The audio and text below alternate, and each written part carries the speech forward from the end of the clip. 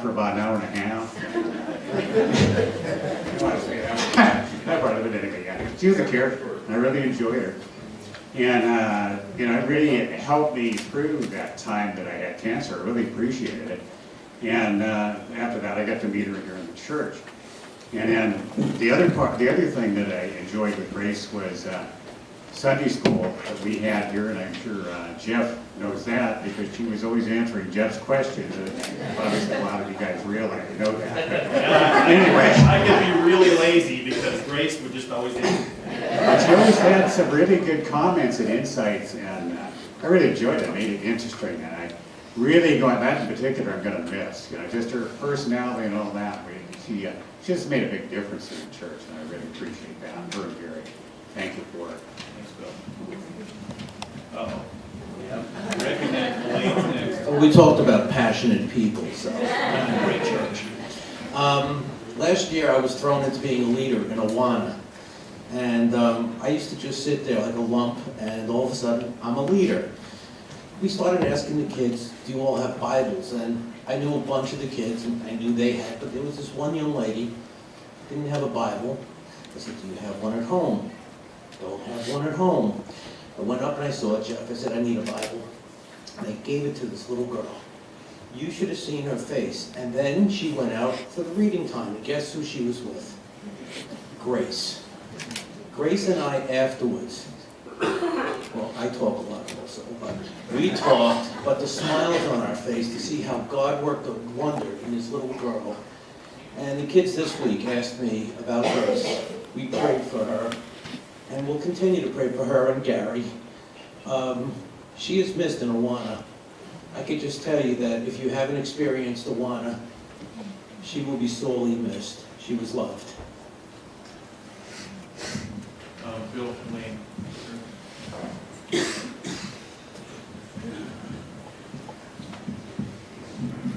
I really loved Grace. She was just great.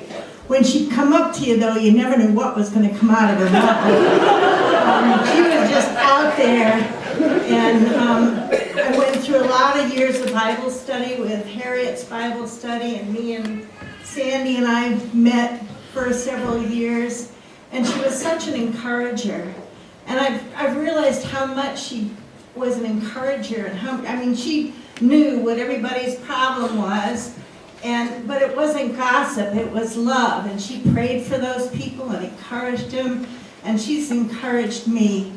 And I sure miss her. I love you, Grace. I'll see you later.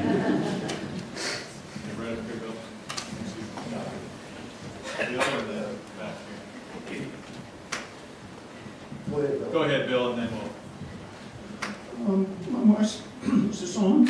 Okay.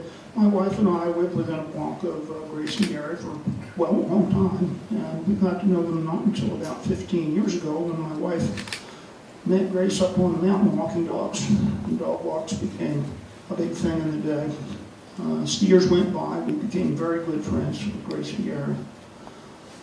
In 2003, my mom was dying of cancer. She was down in Prescott, Arizona. I spent the last month with her. We came back home and crashed at Grace and Gary's house. They took me in.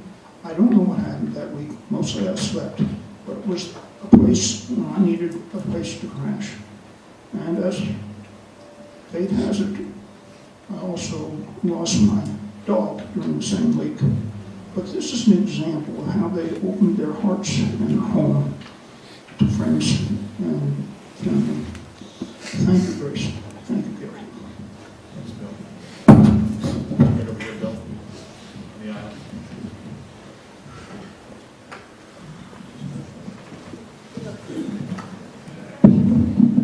I wasn't even looking at that side.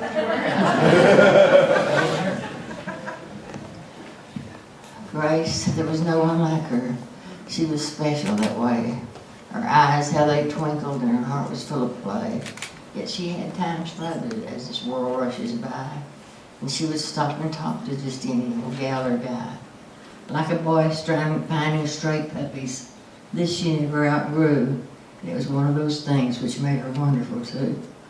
So when God looked down and saw her, he knew then in his heart to have the best of everything. With Grace's love, he would have to start. I'm getting some violent waves from you. Pretty soon I'm going to get text threats. So, Bring my phone. Whoa, that's loud.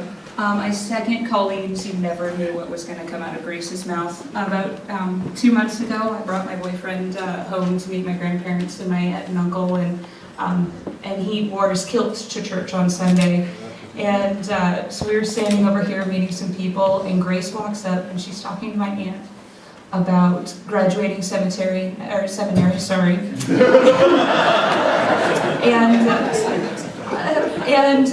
having the opportunity to perhaps go and minister to a nudist colony. And so as she is talking about this, she comes up and she says to my boyfriend, "You're not allowed to wear your kilt here." And she goes, "Just kidding, you can wear anything here, you're just not allowed to come naked." And so then for 10 minutes she went on about this nudist colony. And there is Morgan just standing there in his kilt going, So God bless Grace, because now Morgan survived Grace. He can survive the rest of Lolo. okay. Heather's behind you. When we came back from Ecuador, Gary and Grace loaned us their minivan. First one van, and then when we needed to make a longer road trip, they switched out and gave us another until we got a van of our own. And I just